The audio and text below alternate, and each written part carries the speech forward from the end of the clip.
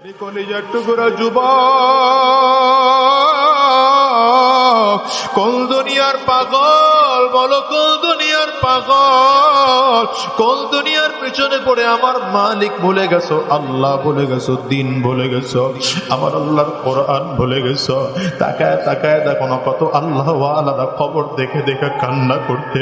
ওই দাদা হুজুরের কথা শুনেছি, ইসহাক রাহমাতুল্লাহ আলাইহি, হায়রে কবরের দিকে তাকায় থাকতেন জানালার ফাঁক দিয়া, আর চিল্লায় বলতেন, ওরে আমার মাওলা রে,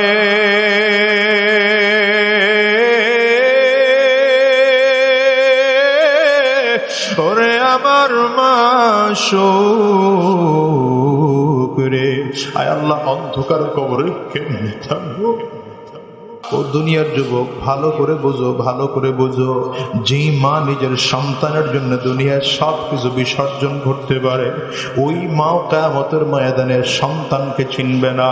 কিয়ামতের ময়দানটা কত কঠিন হবে, কত কঠিন হবে। মানুষ